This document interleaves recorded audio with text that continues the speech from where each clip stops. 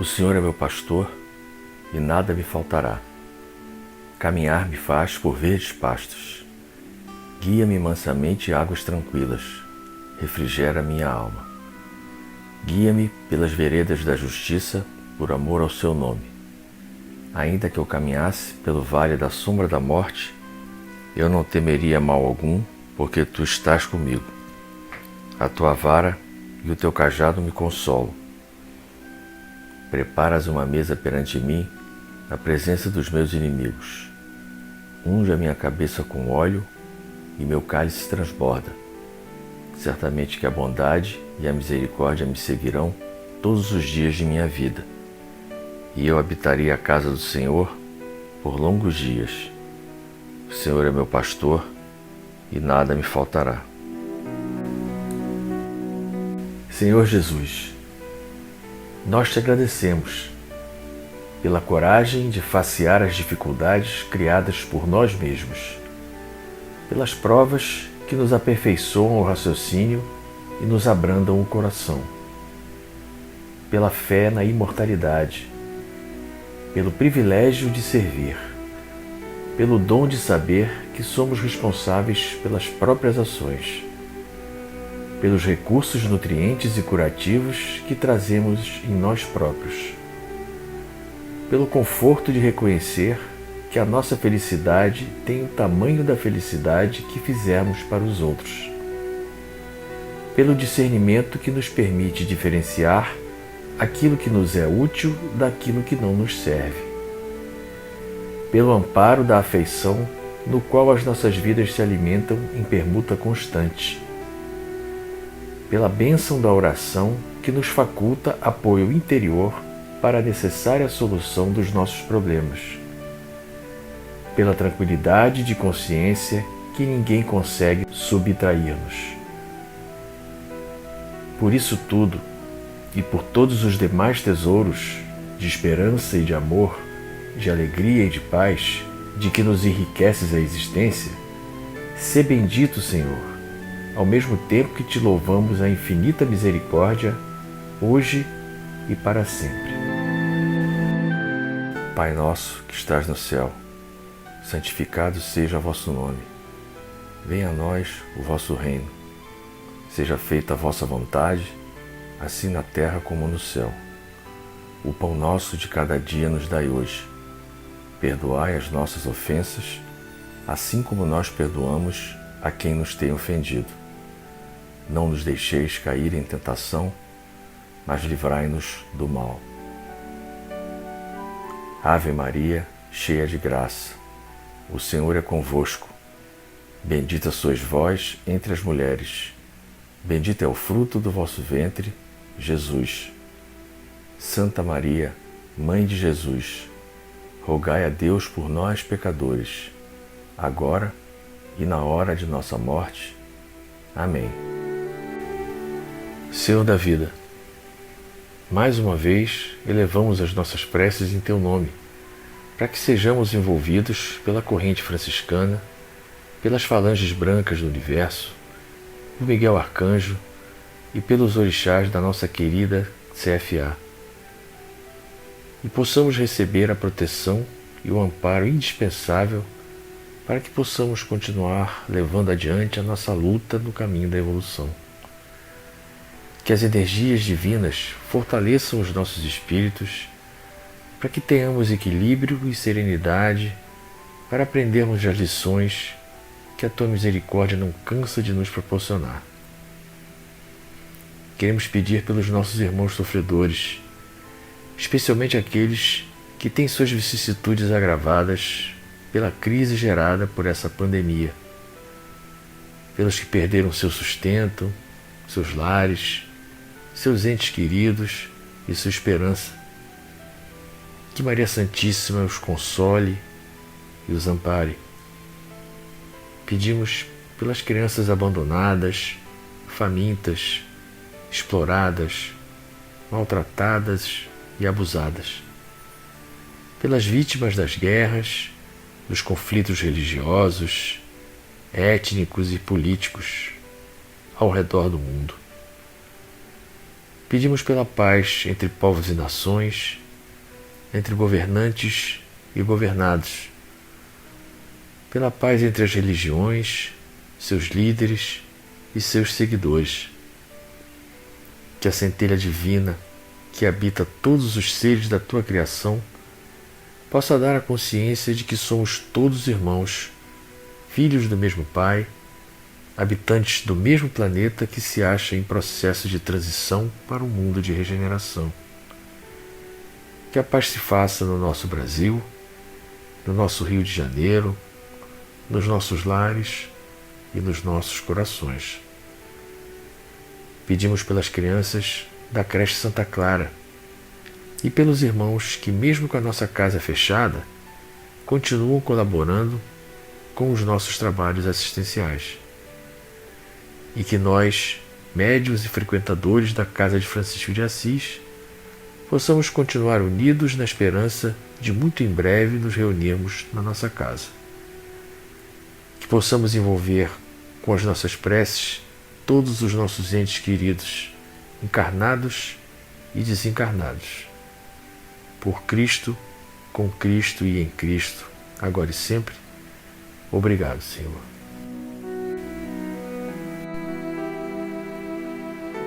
Bem-vindos, queridos irmãos, a mais um Evangelho virtual da nossa casa de Francisco de Assis. Hoje nós voltamos ao capítulo 14 do Evangelho: Honrai a vosso pai e a vossa mãe.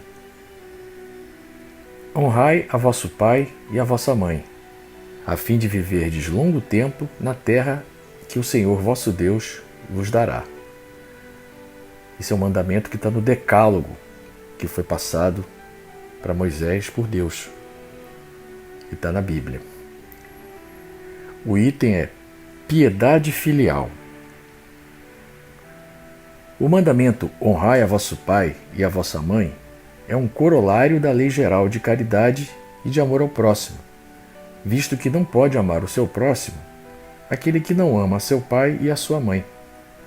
Mas o termo honrai encerra um dever a mais para com eles, o da piedade filial. Quis Deus mostrar por essa forma que ao amor se devem juntar o respeito, as atenções, a submissão e a condescendência, o que envolve a obrigação de cumprir-se para com eles, de modo ainda mais rigoroso, tudo o que a caridade ordena relativamente ao próximo em geral. Esse dever se estende naturalmente às pessoas que fazem as vezes de pai e de mãe, as quais tanto maior mérito têm, quanto menos obrigatório é para elas o devotamento. Deus pune sempre com rigor toda violação desse mandamento. Honrar a seu pai e a sua mãe não consiste apenas em respeitá-los, é também assisti-los na necessidade, é proporcionar-lhes repouso na velhice, é cercá-los de cuidados como eles fizeram conosco na infância.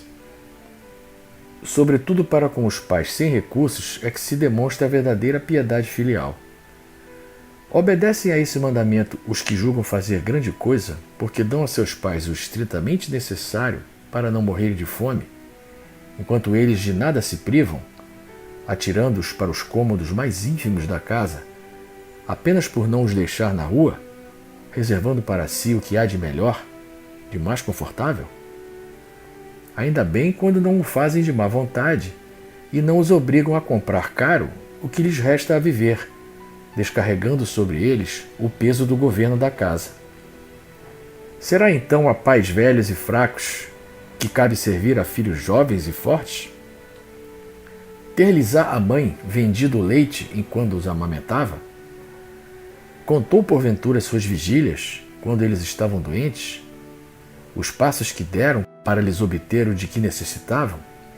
Não, os filhos não devem a seus pais pobres só o estritamente necessário. Deve-lhe também, na medida do que puderem, os pequenos nadas supérfluos, as solicitudes, os cuidados amáveis, que são apenas o juro do que receberam, o pagamento de uma dívida sagrada. Unicamente essa é a piedade filial grata a Deus. Ai, pois, daquele que ouvida o que deve aos que o ampararam em sua fraqueza, que com a vida material lhe deram a vida moral, que muitas vezes se impuseram duras privações para lhe garantir o bem-estar. Ai do ingrato! Será punido com a ingratidão e o abandono. Será ferido nas suas mais caras afeições, algumas vezes já na existência atual, mas com certeza noutra, em que sofrerá o que houver feito aos outros. Alguns pais, é certo, descuram de seus deveres e não são para os filhos o que deviam ser. Mas a Deus é que compete puni-los e não a seus filhos.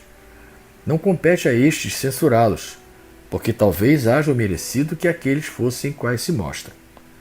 Se a lei da caridade manda se pague o mal com o bem, se seja indulgente para as imperfeições de outrem, se não diga mal do próximo, se lhe esqueçam e perdoem os agravos, se ame até os inimigos, quão maiores hão de ser essas obrigações, tratando-se de filhos para com os pais.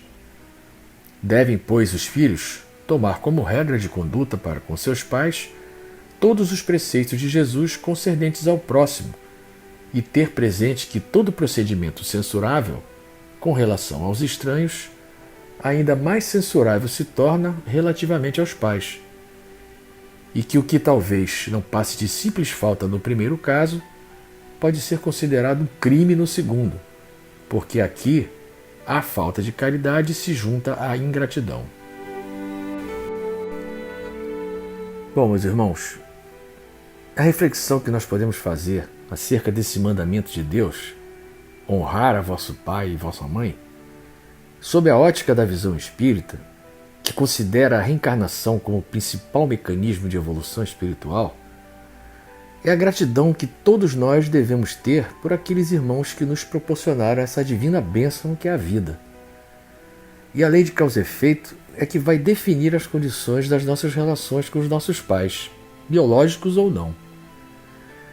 Nem todos os pais são devotados aos seus filhos, o que pode gerar um ressentimento que se traduz numa posterior indiferença ou até em ingratidão desses filhos ou seus pais. Nem todos reencarnam por intermédio de espíritos simpáticos ou afins. A lei de causa e efeito e o livre-arbítrio é o que faz com que os espíritos reencarnem como pais e filhos por afinidade ou por resgate de desavenças do passado. Quantos exemplos nós conhecemos de pais dedicados e amorosos e filhos ingratos e rebeldes? Certamente esses pais estão espiando um mau comportamento de experiências passadas, o que não exime os filhos ressentidos da responsabilidade de responder no futuro pela ingratidão. E na maioria dos casos, são os pais, biológicos ou não, que orientam e encaminham os espíritos até a fase em que o livre-arbítrio vai começar a ser exercido. E ele vai ser um resultado dessa modelagem que os pais têm a responsabilidade de promover. Muitas das más tendências que nós trazemos ao reencarnarmos são neutralizadas pela dedicação, pelo zelo e principalmente pelo exemplo que recebemos dos nossos pais. Então nós devemos sim honrar os nossos pais. Devemos ser gratos a eles pelas nossas vidas, devemos ampará-los na velhice, como eles fizeram na nossa infância. E se ainda assim não tivermos o que retribuir, além da oportunidade de reencarnarmos, que aproveitemos então para exercitar o perdão e a caridade, que façamos a eles o que gostaríamos que eles tivessem feito conosco. É dando que se recebe. Não somos nós que devemos julgá-los. É a lei de causa e efeito que vai, mais cedo ou mais tarde, apresentar essa conta. E a misericórdia divina, que cobre a nossa imensidão de pecados, vai nos permitir resgatar as nossas dívidas, assim como nos recompensar pelos nossos méritos.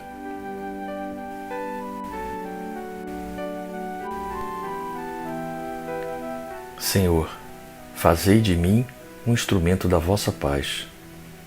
Onde houver ódio, que eu leve o amor. Onde houver ofensa, que eu leve o perdão. Onde houver discórdia, que eu leve a união. Onde houver dúvidas, que eu leve a fé. Onde houver erro, que eu leve a verdade. Onde houver desespero, que eu leve a esperança. Onde houver tristeza, que eu leve a alegria. Onde houver trevas, que eu leve a luz.